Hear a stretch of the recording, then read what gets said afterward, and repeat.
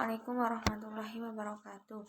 Di sini kami yang terdiri dari saya, Anggun Maya Rosyana, dan Amalia Nurul Huda akan mempresentasikan bab hukum pidana khusus. Hukum pertama yaitu pengertian hukum pidana khusus. Hukum tindak pidana khusus mengatur perbuatan tertentu atau berlaku terhadap orang tertentu yang tidak dapat dilakukan oleh orang lain selain orang tertentu. Oleh karena itu, hukum tindak pidana khusus harus dilihat dari substansi dan berlaku kepada siapa hukum tindak pidana khusus itu. Hukum tindak pidana khusus diatur dalam undang-undang di luar pidana umum. Penyimpangan ketentuan hukum pidana yang terdapat dalam undang-undang pidana merupakan indikator apakah dalam undang-undang pidana itu merupakan hukum tindak pidana khusus atau bukan. Dapat dikatakan bahwa hukum tindak pidana khusus adalah undang-undang pidana atau hukum pidana yang diatur dalam undang-undang pidana sendiri. Pertanyaan ini sesuai dengan pendapat Pompey yang mengatakan hukum pidana khusus mempunyai tujuan dan fungsi tersendiri. Contoh kasus dari hukum pidana khusus. Hukum pidana khusus berlaku terhadap subjek hukum tertentu. Artinya tidak semua warga negara dapat diperlakukan dengan hukum pidana khusus. Contohnya yaitu yang pertama, tindak pidana korupsi. Korupsi adalah tindakan melawan hukum dengan perbuatan memperkaya diri sendiri atau orang lain yang bisa merugikan perekonomian atau keuangan negara. Tindak pidana korupsi diatur dalam Undang-Undang Nomor 31 Tahun 1999. Subjek hukum dari tindak pidana korupsi bisa berupa korporasi dan pegawai negeri. Korupsi merupakan tindakan yang tidak jujur dan busuk terkait dengan keuangan. Bila dipandang secara normatif, tindak pidana korupsi merupakan kejahatan luar biasa yang bisa merusak tatanan kehidupan bangsa. Yang kedua, tindak pidana pencucian uang.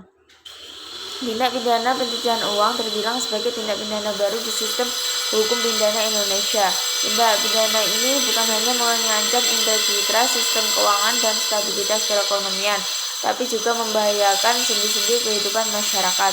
Yang ketiga, tindak pidana terorisme.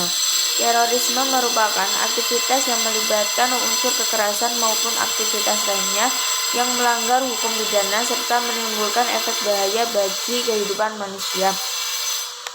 Terorisme merupakan aktivitas yang bertujuan mengintimidasi penduduk sipil dengan melakukan penculikan maupun pembunuhan. Kemudian selanjutnya akan diteruskan oleh Mbak Amalia. Baik, akan saya lanjutkan penjelasan dari teman saya sebelumnya, Anggun Maya Rosyana, mengenai kasus dari tindak hukum pidana khusus. Kemudian selanjutnya ada tindak pidana narkotika. Penggunaan narkotika secara legal hanya bisa dilakukan untuk kepentingan pengobatan maupun ilmu pengetahuan. Sedangkan penggunaannya secara ilegal bisa membuat penggunanya terkena tindak pidana narkotika yang dimana hal ini diatur dalam Undang-Undang Nomor 35 Tahun 2009 tentang narkotika. Contoh narkotika yang sering disalahgunakan adalah kanabis, marijuana, morfin, heroin, petidin, kokain, dan hasis. Selanjutnya yang keenam ada tindak pidana informasi dan transaksi elektronik atau ITE. Tindak pidana informasi dan transaksi elektronik atau ITE terbilang masih baru di Indonesia. Tindak pidana ini diatur dalam Undang-Undang Nomor 11 Tahun 2008 tentang ITE. Subjek hukum undang-undang ini bisa berupa korporasi maupun perseorangan. Transaksi elektronik yang dimaksud di sini adalah perbuatan hukum yang dilakukan dengan memanfaatkan jaringan komputer sendiri ataupun media elektronik lainnya. Kemudian yang ke-7 ada tindak pidana pornografi. Pornografi merupakan tindak kejahatan yang mampu merusak tatanan moral ataupun norma kesusilaan masyarakat. Undang-Undang Nomor 44 Tahun 2008 mengatur tentang tindak pidana pornografi ini. Subjek hukum dari tindak pidana pornografi sendiri bisa berupa korporasi maupun perorangan. Kemudian akan saya jelaskan juga mengenai analisis kasus hukum pidana khusus. Di sini kami akan mengambil salah satu contoh dari kasus hukum pidana khusus yang sudah kami jelaskan tadi sebelumnya, dan yang akan saya jelaskan di sini adalah mengenai kasus korupsi. Korupsi sendiri merupakan salah satu kasus hukum pidana khusus. Definisi tentang tindak pidana korupsi sangatlah luas seperti yang tercantum dalam Undang-Undang Nomor 31 Tahun 1991.